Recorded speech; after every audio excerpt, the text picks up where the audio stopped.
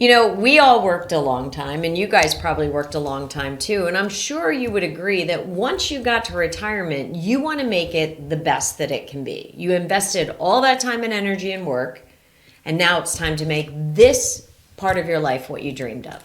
But here's the problem that people run into. We ran into this, is that we carry the baggage of our past into retirement.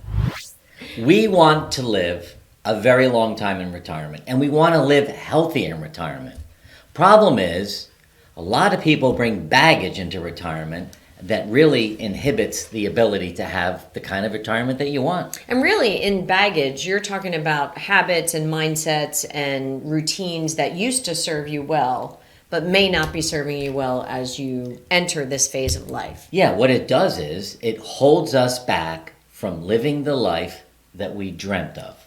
All of the ideas and all of the great positive things we were going to do don't come to fruition because we're holding on to these bad habits. We have a lot of people that come to us and say that every day feels a little bit wasted and that they are still doing things that they did during their careers, but now in retirement, it feels like it's not serving them. It's almost like they're clinging to outdated habits or worries or stresses that they don't need anymore. That's true. Today, this video is going to focus on some of the things that we need to let go of as we enter retirement. Follow these ideas and we guarantee you're going to have a better life. We'll always have the person that says, yeah, but I like my life the way it is. And you know what? That's fine. But as we go through this list, make a couple of notes. Even just small incremental changes can help you make a dramatic difference in your everyday and therefore in your retirement years. And change is hard. We get that. And a lot of people we hear say, can't I just relax and chill for a while and not have to make a lot of changes? Some people actually say that to us. Can't you guys just relax and chill for a while? Well, that's true, and that's fine, and that's another video and another conversation. But here's the thing. Yes, you can chill and you can relax. And we chill and relax one day at a time, a week at a time, we do that.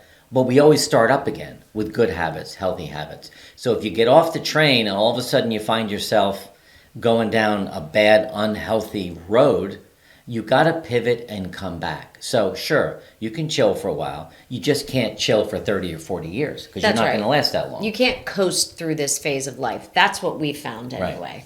Now, if you're new here, I'm Mark, and this is my wife, Jody. And we don't focus on the financial aspects of retirement, but rather your lifestyle, your health, your relationships, and more. So do us a favor. Hit the subscribe button. That way you get notified when we have a new video. But more importantly, if you're enjoying this video and our channel, please share it with other people who are on the same journey as you, that you care about, so they can get all of our videos and take advantage of all the learning that we're doing here too.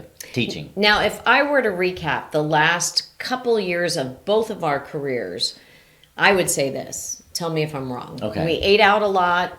We drank quite a bit. Mm-hmm. We never found time for exercise or working out. And we were really putting everyone else first. We still had a lot of, younger kids, early, college, late high school years. And I would say for me, I don't know if this is true for you, but for me, it was zero self-care. Yeah, I don't think it was zero. I'm pretty good, and you say this, I'm pretty good at taking care of myself. You are. I'm pretty good at putting myself first sometimes. But at that stage in life, I think we were putting ourselves first, but not in a healthy way. We were really just embracing the fact that we left our careers, we were chilling out, we were having a good time, and we thought that's what you're supposed to do. But we did get into trouble, and we had to pivot and fix it.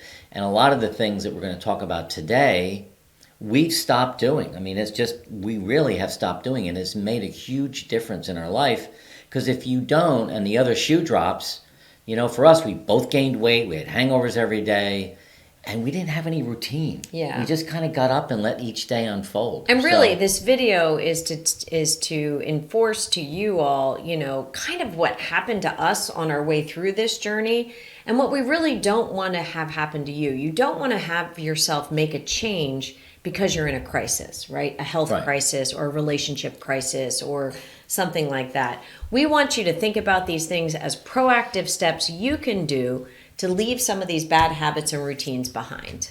So, down below, there's the free download, downsizing guide. And the reason we put that in there, one of the things that we think it's really important to do when you do retire at some point is to get a fresh start in your home, because it can feel clean, invigorating. So the downsizing guide is the link below. So download that and take a look at it. And we want you to stay to the end of this video, because we're going to share with you the 5 things that we left behind, for sure, the critical things that we left behind, and also the 5 things that we do to have fun. Because we do have fun, right? We do. Okay, so let's jump in. Today we're going to give you a list of important things to leave behind as you retire. The first one seems kind of obvious and relatively easy, and that would be worrying about work. Think of all the years that you spent worrying about your work, your clients, your customers, your teammates, products, services, whatever line of business you were in. Retirement is now your time to step away from any work-related stress and rediscover what makes you happy. You know, I called this morning an old colleague who retired in, I don't know, last September, October. I hadn't talked to her in a couple of years. She's 66, a year behind me. We're almost the same age. I guess she turns the same age as me this year. She left because it just became too much, the stress of the day-to-day grind. And she said that she has now this mindset of openness and freedom where she can think about anything she wants to do, spend time with her kids and her grandkids, and she doesn't worry about the office anymore. And she used to worry all the time. I think this is, it's a relatively easy concept to get your head around, right? Leave work behind. Well, you're no longer working, so everyone checks the box. That's easy. But think about how much of your identity was tied to worrying about work. How much of your identity was tied to, I'm so stressed, I'm so busy. And if a good portion of your identity was tied to that, this is a big transition. It is. Plus, well, I don't think we're talking about today, because when you do, you're not worrying about work anymore, but you do leave behind some relationships, some good habits, some routines. So that's a bit of a problem. But the good thing is you're not worrying about work anymore, and you need to let that go. Yeah, I think when you leave it behind. Hit retirement, if you're still worrying about your clients, still worrying about what's happening at the office, you can't embrace this phase of life. I did that for a while. I spent time staying very connected to my leadership team when I left my position at Chubb. What I found difficult about that, even though I love mentoring and I love helping people and solving problems, I was now only hearing one side of the story. I don't know if you remember me going through that.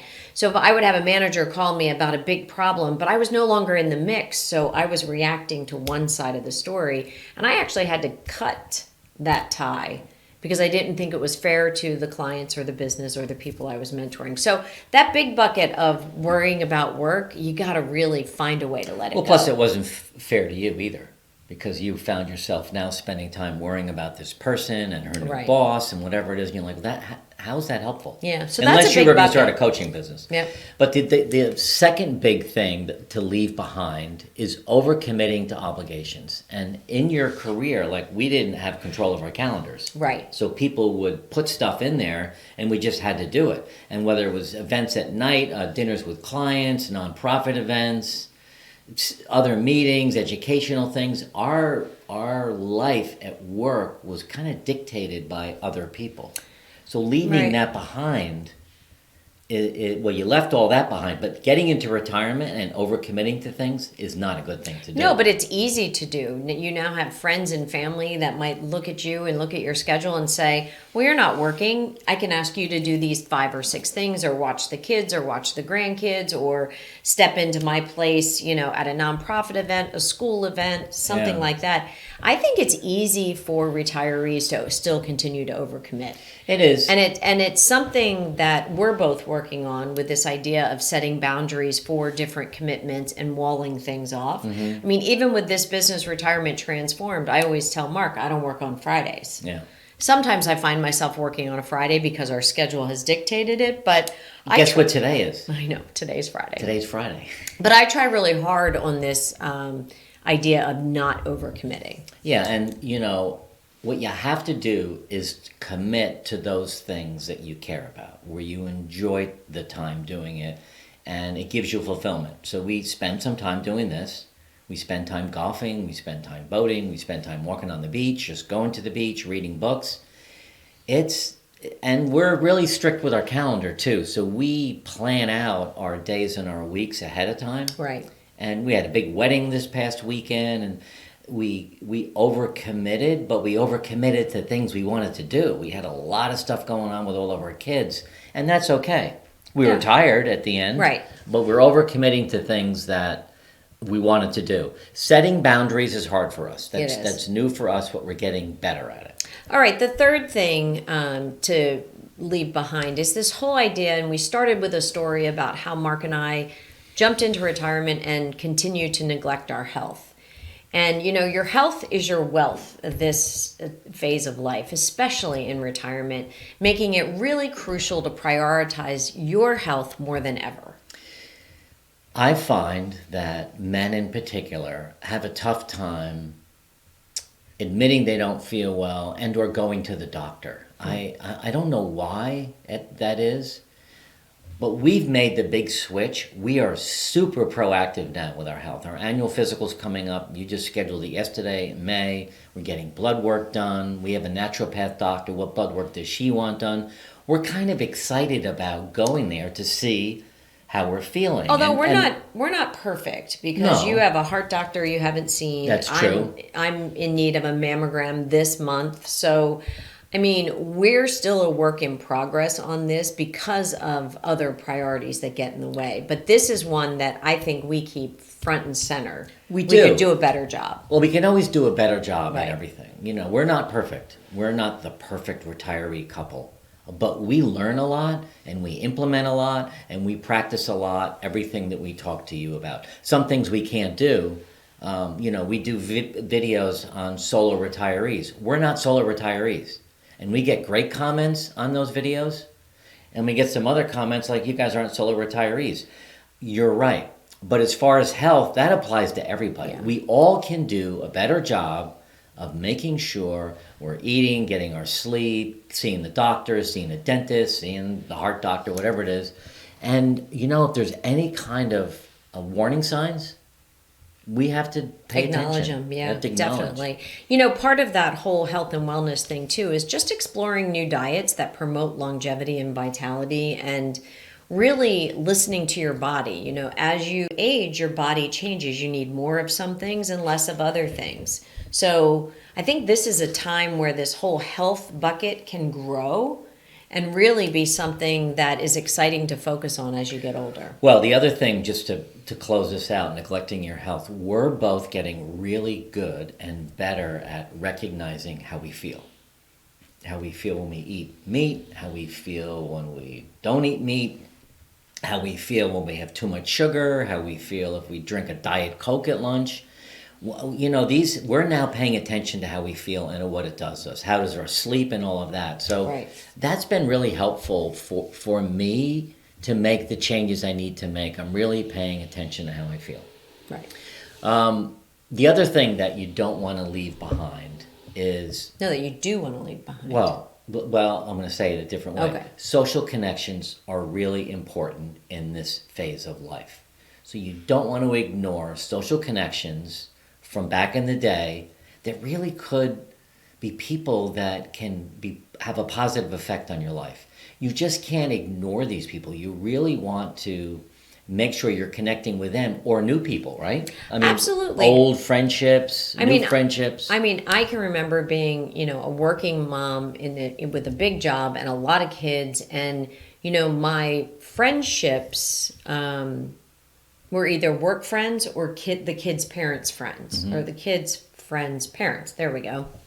And I never really had time to go out and join groups or meet people that were, in the same, nonprofit as I was, following my passion, meeting neighbors. I was always friendly, but I didn't have a lot of friends because I worked and I, had all these kids.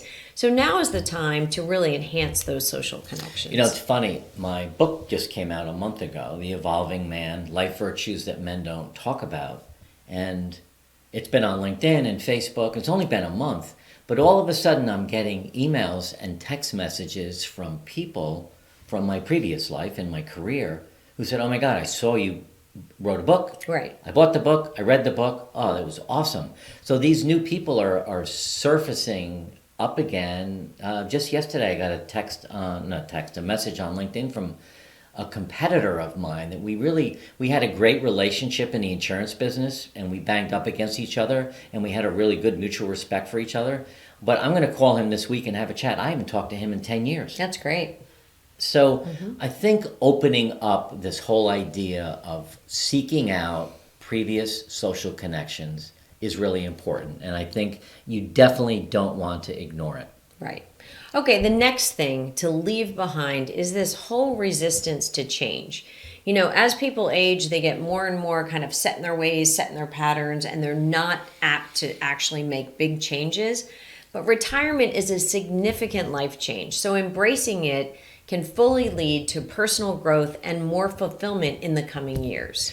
I mean, if we paid attention, we'd certainly pay attention. But we've done several hundred videos on retirement and lifestyle and physical wellness and mental wellness. All of that requires change.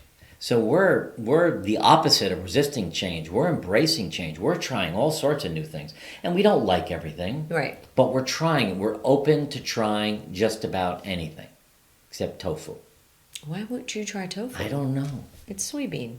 Jonathan, our son Jonathan and grandson, I almost tried it. They eat tofu like crazy.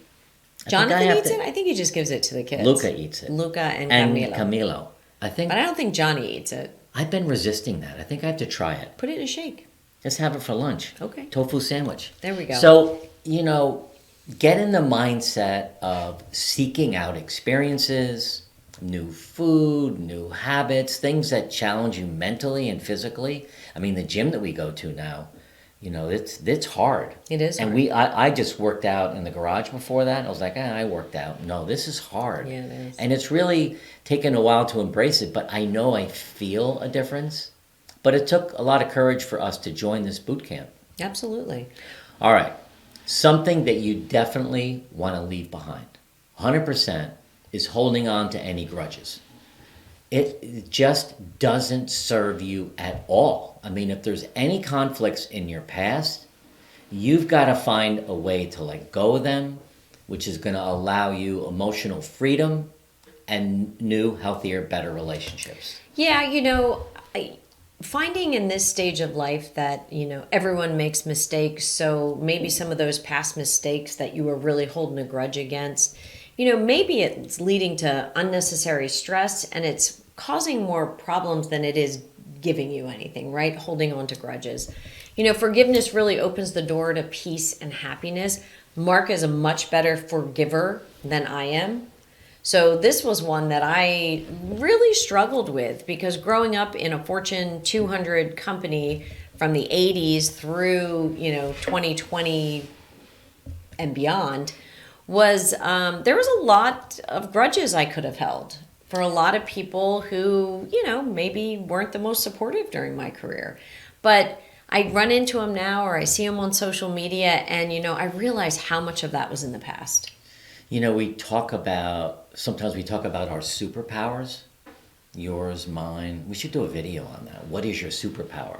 One of mine is forgiveness. And for me, carrying around, my dad was not good with that. He would carry around grudges. Right. He took many grudges to his grave. That was his choice. That's fine. It's not fine for me. It's like an old suitcase you carry around. It's really heavy. It's got a rusty handle and it's awful to look at. I think letting go of grudges just, like you said, it's not easy for everybody. No, it isn't. When you learn how to do it, it's almost like a muscle where you actually have to exercise to get better at it and feel okay giving the person forgiveness or yourself forgiveness, so. One of the next things that we feel was really important for us to embrace, and you can tell by the business that we started, so many times in our career when a new system would be implemented, whether it was a sales system or a logistics system or a staffing system, a people management system. When new technology came in, our first impulse was to kind of throw our hands to our head and try to ignore it. But in retirement, you have to let go of that first reaction to ignore new technology.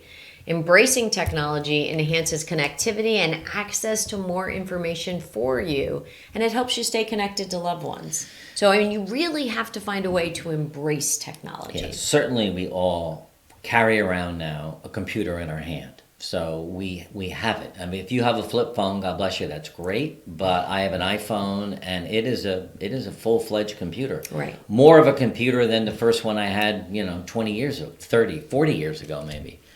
But the whole idea of new technology, for instance, even artificial intelligence, is now woven into everything and anything that we do. It's popping up everywhere. Yeah. And it's fascinating. It's a fascinating technology, and if you haven't been on the internet and tried ChatGPT or something like that and ask it a question, you'll be blown away by how you get the answers back. We all know Google if you're searching for something, but gosh, this whole AI thing, you can't ignore it. You really can't. And whether you embrace it or not, it's always good to test it. Try it so that you're kept up to speed. It's It's also fun to play. Mark is deep into AI. I kind of play around the edges with some of the creatives around it. You can ask it to draw different things or pull forward a picture or activate so many creative sides. I know you like to test it by asking, George Washington a question or Mother Teresa a question, and it pulls from all the responses that it has, right?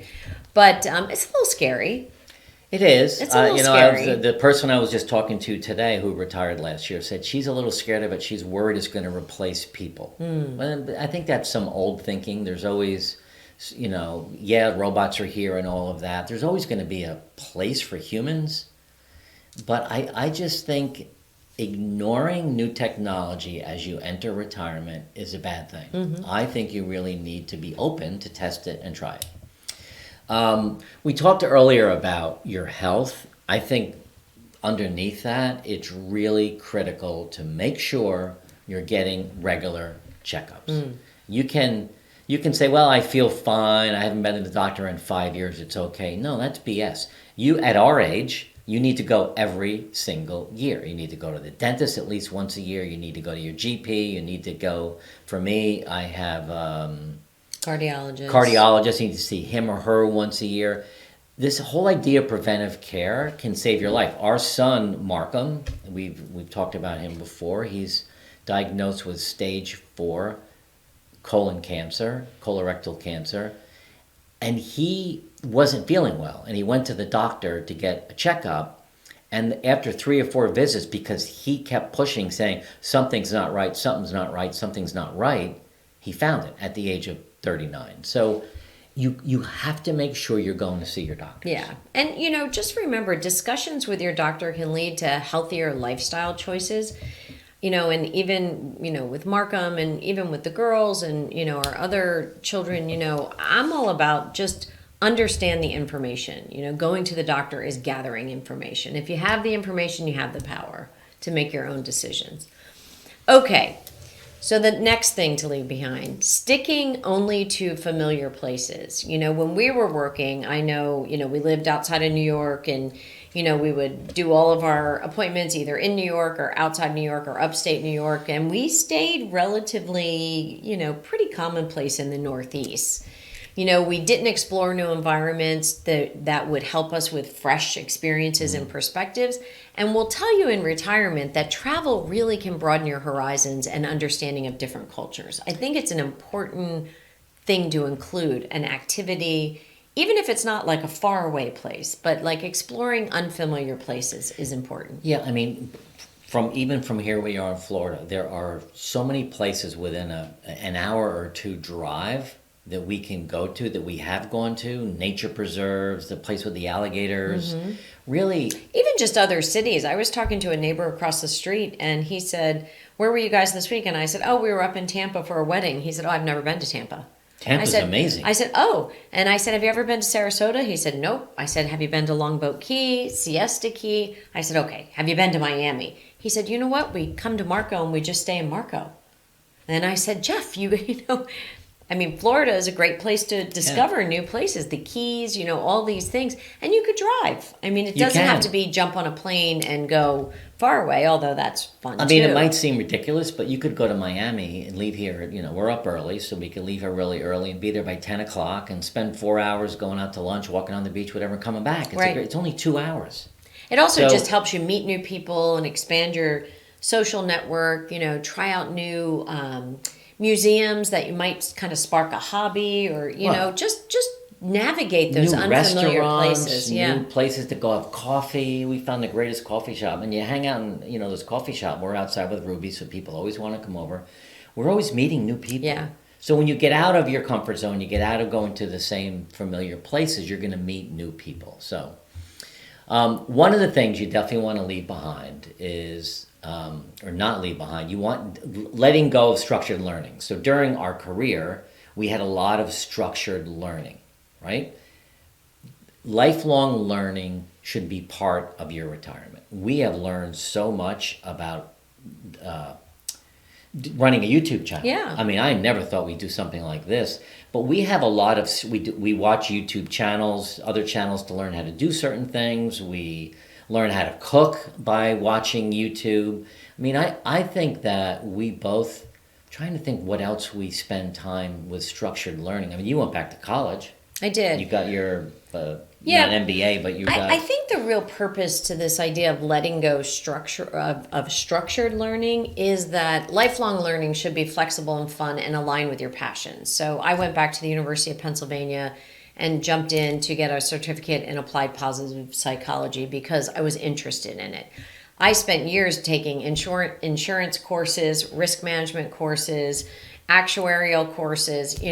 Was I super interested? No, but it paid the bills. So you kind of do what you do. And you had to do it. Yeah. Your company required you to do certain things like And that. now, though, learning at your own pace, whether it's learning a new language through Rosetta Stone or one of those platforms, or, taking a local course at a community college, the exciting thing is you don't have to be in a structured environment. You can learn it through social groups or connecting with like-minded learners.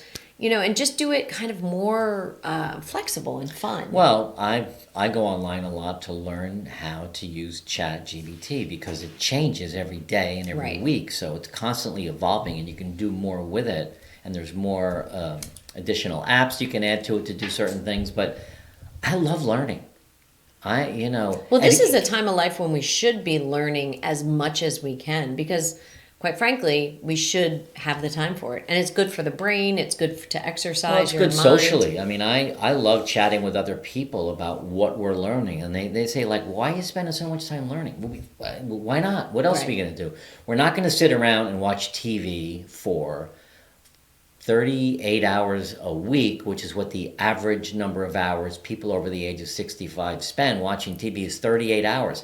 I don't think that's learning unless you're doing 38 hours of documentaries. Maybe. And you can mix it in with some other stuff. But just learning a new hobby, a new habit, I think it's awesome. Yeah. Now, we want to remind you to stay to the end because we're going to share with you the 5 things we left behind and the 5 things that we do to have fun. This is fun, right? So the next thing, that we want to talk about is kind of a big bucket. So during our careers, I know from the day I started with Chubb in June 8th, 1987, wow, I'm really dating myself.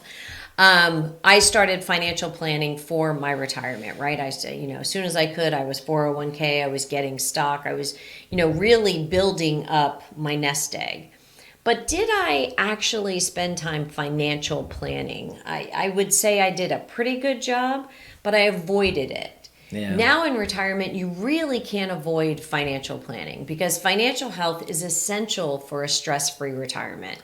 A clear plan, a proper plan that prevents, you from outliving your savings, allows you to better manage for unexpected expenses. You just have to digest that. So all those years of avoiding financial planning or having it just kind of happen automatically, that's what I did in a big company. I just let that, how much do you want to contribute to your 401k, increase it every year, every chance you can.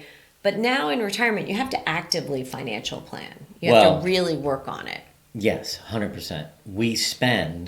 You probably spent a good portion of your life accumulating wealth so that you could afford to retire. Right. And not everybody can afford to retire. Many people still need to work to have some supplemental income to get through this phase of life. But you spend all this time accumulating money, and let's say you did a good job financial planning. That doesn't mean that financial planning stops, Right. because now you're going to spend the rest of your life decumulating all this money. How much should you take out? How do you integrate with Social Security? What about your pension? What about extra money for your kids? How does all this fit? Making sure you have enough if you don't have long-term care insurance. What if you get sick? So this is another important phase of life. You can't just say, okay, I retired, I have enough money, I'm good. No, you have to stay on top of it. Yeah, and we should stick a link below for the new retirement Oh yeah, we'll do platform. that. Good idea. So we would recommend this platform, and we'll stick a link below to help you put some scenarios in place for your financial planning. Yeah, we don't do financial planning, but we know Right. it's important, and it's important to you. So this is a platform that has a dashboard that links all your bank accounts and everything, and you can run scenarios. What if I sell my house? What if I Right. get a new mortgage? What if I move to a state that Yes, doesn't? yeah, so it's pretty cool. Yeah. All right. So the other thing that you want to really make sure that you're getting better at, maybe during your career you weren't really good at getting help, those days are over. Now is the time in retirement to stop resisting getting assistance. If you need help with quality of life, if you need help with your technology, if you need help with home modifications, you need to get help so that it gets done. It's just not fair to yourself to live a life where you can't really work your phone, your door doesn't close, your bathtub leaks, all of this stuff. You really need to be okay getting some help. Well, I also think it's not just stuff and things that you can get help with. I mean, you can get help if this transition's been really hard on you, and professionally you want to go talk to someone to give you some counseling on how to make the transition after losing the identity you had for all those years.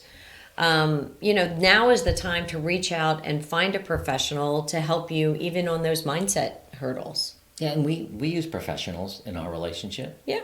We have no problem reaching out to someone saying, we're having trouble with this, we're having trouble with that, I got an issue with one of my kids, what do you think? We have professionals all the time that we talk to. Mm-hmm. Can't be afraid of that. No, absolutely Even not. if it's a good friend. I mean, get help from friends. It's not anything you should be embarrassed about.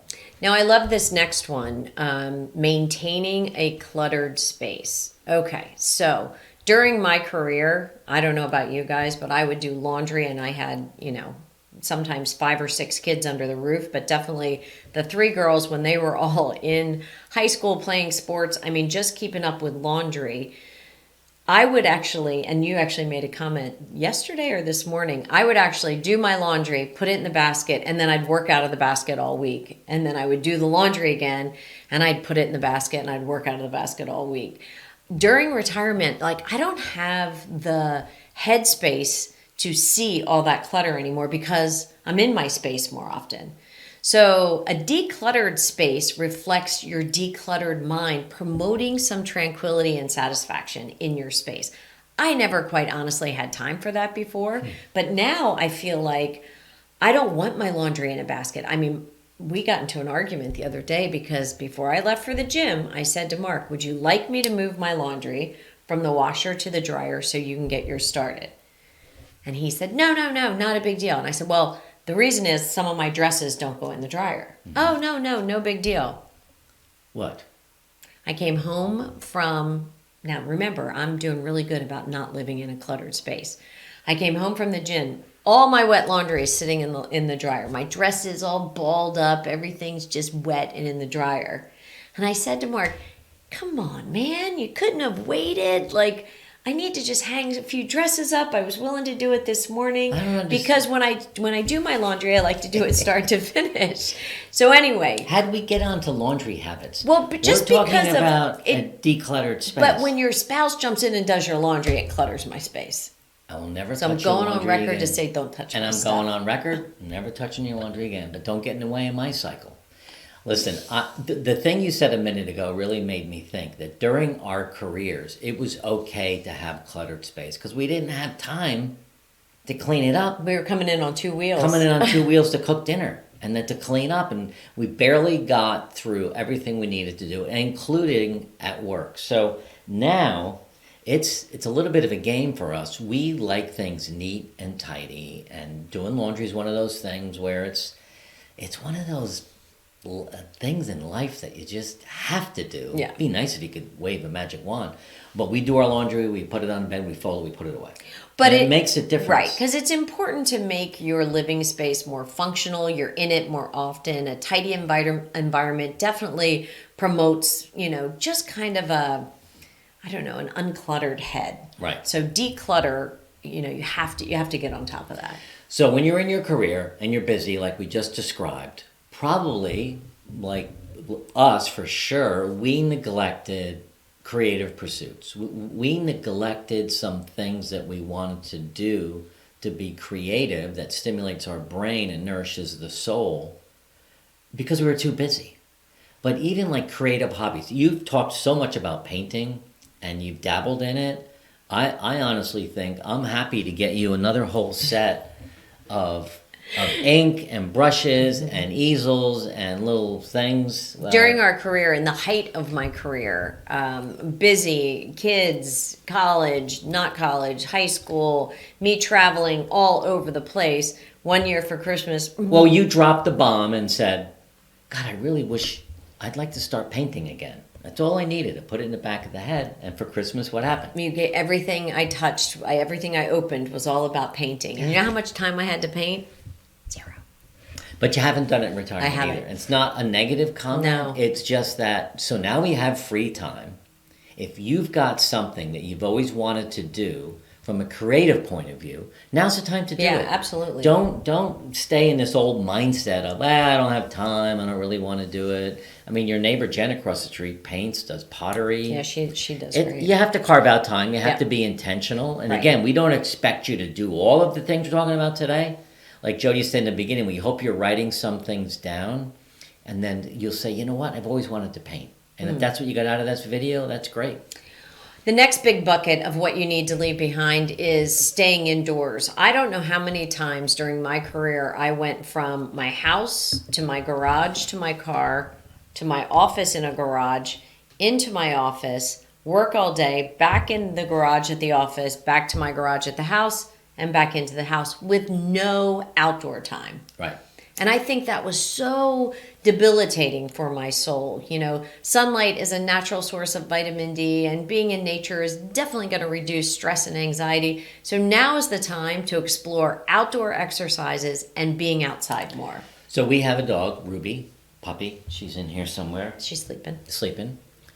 We used to have 2 dogs during our career, and we had an electric fence in the backyard.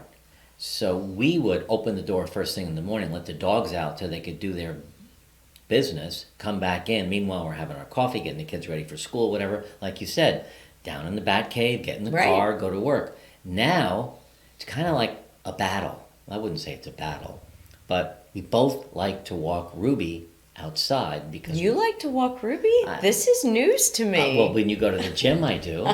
Every 5 days a week, I take her out for her morning constitution. And I say hello to Mrs. Williams and Mrs. Fabrisham and Jimmy and Bobby. I love being outside now. We sit outside a lot when we're working. We take breaks and we sit outside. This idea of, if we could video outside, I would. Oh, yeah, that'd be It doesn't work. But to Jody's point, we spent a lot of time during our career inside. Yeah, we got to leave that behind. Got to leave it behind and come outside. And listen, the other thing is just walking around is exercise. We have our Aura rings. We keep track of our steps. We try to get 10,000 steps a day. We get vitamin D, which you really need, natural vitamin D. I'm stuttering again. You are. I know, what's up? And nature really inspires us a little bit. So walking around, not just here, but on the beach with the waves coming in, and walking on the trails where all the alligators are. Or if you're in, an environment where it's cold and you have snow. I mean, we used to cross-country ski, telemarking, downhill skiing. Telemarking? Have you ever telemarked? No. I have. You have? When? With Polly Roten. Polly Roten. Is that your an old boyfriend? No, she was a woman, Oh, okay. but she was very good at That's it. kind of cool. Yeah. Yeah, skiing, snowshoeing, Yeah, whatever. but it you might can be. still do some outdoor things, even outdoor paddle tennis. Well, In the Northeast. When you're going to say to the end, we're going to tell you about the 5 things we left behind, but the 5 things we do to have fun, I'm adding telemarketing. Telemarketing. It's not telemarketing. Telemarketing skiing. Okay, I go. can't believe you did that. Yeah. I want to see a picture. Here's a biggie to leave behind. Have to leave this behind. And I struggled with it. Eating unhealthy. I was the worst. All during my career, fast foods, McDonald's, Burger King, deli in the morning, bacon, egg on a roll. I was always on the move. I didn't have the luxury, like we do now, to get up, go to the gym, come back and have oatmeal, nuts, and berries. Or avocado toast or something like that. We all have to make a huge effort to eat healthy in retirement. Yeah. We have time. There's no excuse. Absolutely none. Yeah. I mean, meal prep, should be easier. We should be able to put some healthy snacks, in the fridge, a balanced diet, a new type of diet, introducing new types of foods or, plant-based proteins, whatever your thing is. Even cooking at home, we enjoy cooking at home when we make it kind of a fun and creative activity, which during our careers, literally cooking was primarily just to eat, like just get something on the table so we can kind of keep getting through the day. So I think eating healthy in retirement is something to really embrace. The idea of cooking for some people really is hard. Right. It's a chore. They don't enjoy it. Tell you, if you start watching some YouTube episodes on the joy of cooking, let's say, when you start learning how to maybe prep a little bit easier and make it fun, you need a sharp knife as an example. If you're trying to cut an onion with a dull knife, it's not going to be fun. So make it a game. Just each of you, Maddie and Ben. Nope. Jordan and Derek Maddie, cooked for us. No, Maddie and Ben live in Austin, Texas. Austin. Each week they try a new recipe and they cook it together. Every Monday night, they say, over the weekend they pick a recipe and they're going to cook it together. And they're really having a lot of fun with it. Yeah, they are. They both share in the prep, they share in cooking, they're learning a lot of stuff, they're using YouTube videos. Make that fun. That's how you can eat healthy. And if you make a big meal on a Monday night, you have leftovers for 2 or 3 days. I thought you were going to say Jordan and Derek because there are 2 kids.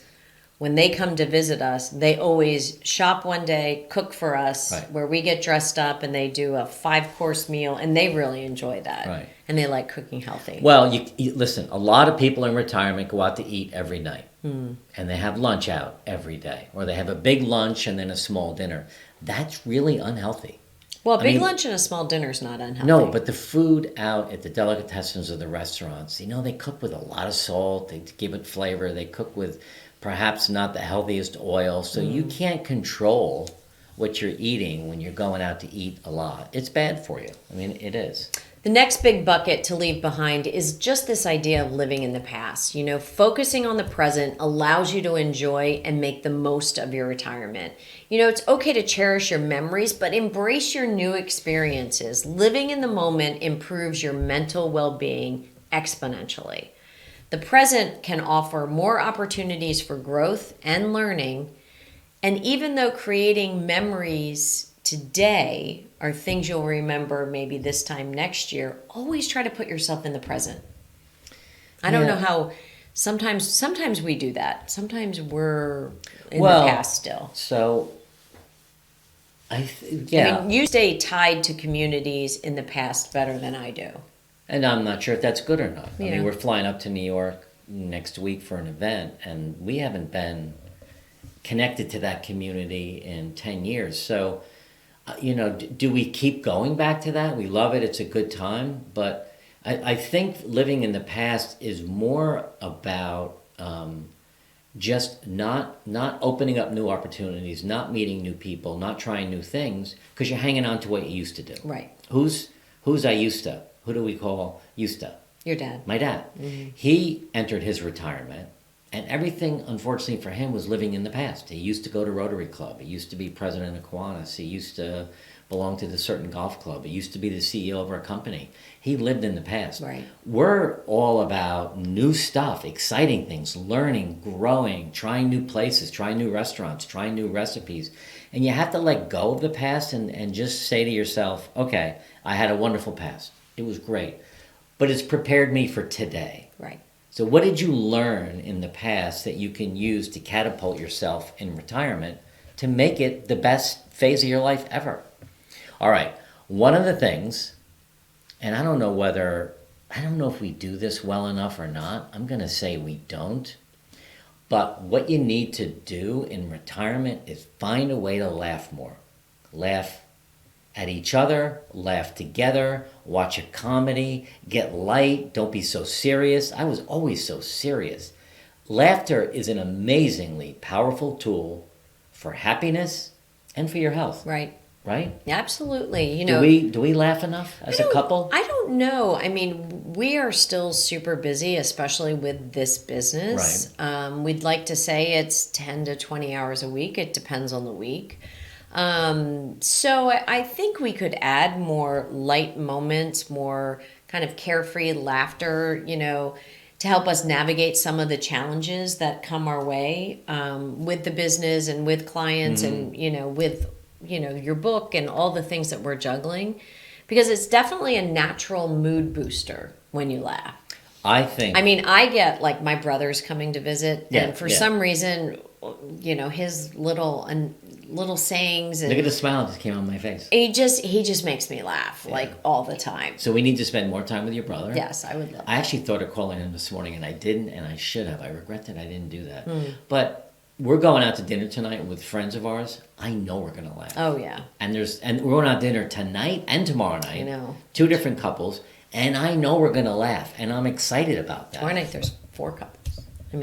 2 different couples. Yeah. So I think that finding time to purposefully laugh at this phase of life is critical. Absolutely. Even, if we're having a stressful day and things aren't going that well, we're on each other's nerves, which happens with any couple, I would imagine, we have to laugh it off. Yeah, 100%. I just start making fun of you a little bit more. Is that helpful? No? No, but I think this is an important topic. Absolutely. To bring into retirement, laughter. Make it light. During our careers, this next bucket, Mark actually brought into our lives during our careers. I kind of didn't jump on board, but, during my career, I definitely overlooked this idea of mindfulness and meditation and how important it is to incorporate that into your routine and into your life to help you with mental clarity and emotional balance. Now is the time to stop overlooking mindfulness and meditation because it's important. It improves your quality of sleep and your relaxation, can encourage a deeper connection with yourself. And we talk a lot about really getting to know yourself in this phase of life. And mindfulness and meditation is a good way to do that. I was thinking this morning, I don't know why, but I was thinking this morning, I was texting my son, Christopher, tell him I feel a little stressed, a little wound up, a little overwhelmed with some stuff going on in my life. And I think what I'm thinking about is that I'm turning 67 in a couple of weeks. Mm-hmm.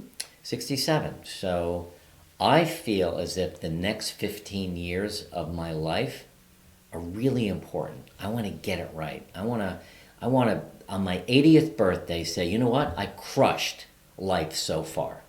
So I'm crushing it right now, but I think I've got this thing going on in my head, but my meditation and my mindfulness is helping me not get overwhelmed with this whole idea about it. I'm just thinking, okay, what does that mean? I write a lot of stuff down. I have my journal. What does the next 15 years mean to me? What does it mean to us? But the meditation helps me from going down all these friggin' rabbit holes and getting stressed out and all of that. Does that make sense? Yeah. Definitely. So, anyway, you got to bring mindfulness into your life. You should bring it. I'm going to say should, because I believe everyone should meditate. There, I said it.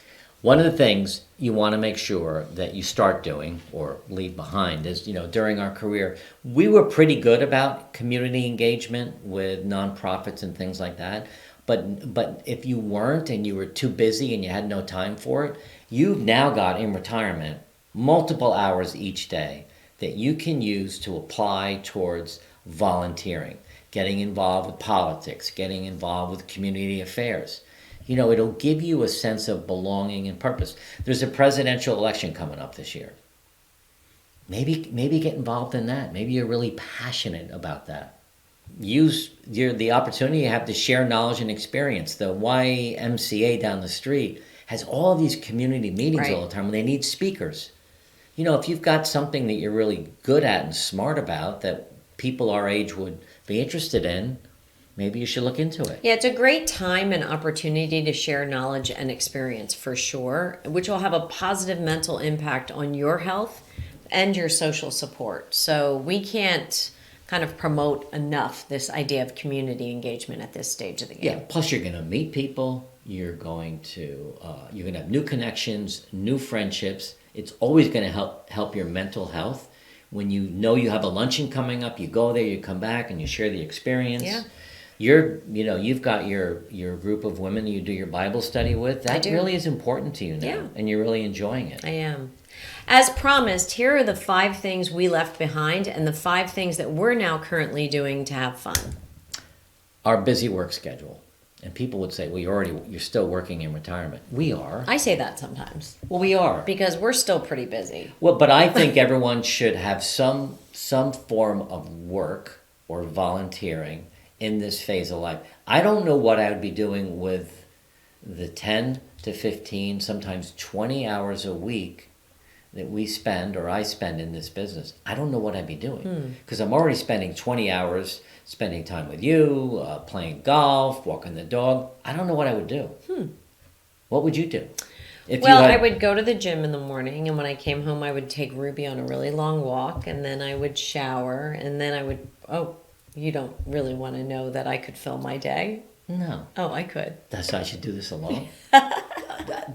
You know what? Leave a comment. Does everyone think it'd be okay if Jody got off the YouTube channel? Well, I'm just saying, I think it depends on who you are as a person. I don't think I need to work because I have so many interests that I've found over the past 5 years of being retired that I could fill my day for sure. Well, but we left behind, for sure, the old school busy work schedule where we flew out of the house at 7 and sometimes got home at 8 o'clock at night. We don't do that. Right. We left that behind. Yeah, we did. Second thing that we left behind is watching the news in the morning. And we don't flip the news on. I'll look at my phone real quick and see what's happening. But we used to watch the news from 6 o'clock to 7:30. On weekends we'd watch it more. We'd watch the same 30-minute newsreel it would be the same cycle, really. We just stopped. And that's, that has opened up for us time to sit and chat for half an hour, time to go to the gym. So that's a big thing for us that we stopped doing. We also stopped, obviously, commuting and traveling for work. There were so many times that I was betwixt and between with my commute and or having to be somewhere else and managing the stress and the balance of what I was leaving at home and where I was going. So we definitely left that behind. The 4th thing we left behind is bad habits of poor eating. I think we've done an exceptionally good job of transitioning from our bad habits to better habits when it comes to eating. And it might seem trite, like, oh, good for you. I'm telling you, this was hard for me. I mean, my bad habits of eating Kentucky Fried Chicken, Chinese food, McDonald's, chocolate chip cookies, Oreo cookies, lots of beer. I mean, I was the king of poor eating. It was the way I was brought up. I was brought up on comfort food. So it was really hard for me to make the transition. I now eat things that if my parents were alive, they'd look at me and go, what the hell's the matter with you? Why are you eating that? I mean, I joked about tofu a few minutes ago. You know what? I should try it. You should try it. So this idea, if you're sitting listening to us thinking, hey, this is hard for me, it's hard. Mm-hmm. It was one of the hardest things I had to do. It was harder for you than it was for me. It was harder for me. There was that and learning how to meditate was hard. Right. But I'm so grateful that I did both. And you were my inspiration for better eating. I mean, you basically just didn't allow me to have cookies in the house. So, all right. The fifth thing that we left behind for sure was this excuse of just not working out because there was no time. Both Mark and I used the "there's no time" for a lot of activities that we should have been doing, but it was an easy out just to blame time. Now we have the time, and I think we're working out, and I wouldn't say we're in better shape than we've ever been in our life, but we're definitely in better shape than we were when we were working. I think I'm in better shape than I've ever been in my life. I'm going to go on record and say that. My weight is good, my muscle's bigger, my energy's higher. I'm not drinking, so that makes me feel better. I'm sleeping pretty good, better than I used to. Yeah. I'm exercising 5 days a week. I'm eating better. I think I'm in great shape for 66 going on 67. Well, that's good. At 30... Pat yourself on the at back 30, there, kid. At 30, work. At 30 years old, I was 15 pounds overweight. Yeah. Not overweight now, am I? Nope. You're great. So, how about having fun? What is our 5 things that we do together to have fun? Together or alone? Both. Okay. Either or. All right. First thing is, we do really now enjoy playing golf together. That was not a thing we had time for. No. I was a big golfer my whole career right. with my kids. And you did it for work. Right. But now we actually play together and we enjoy it. And you're getting so much better. I mean, you're in your own league.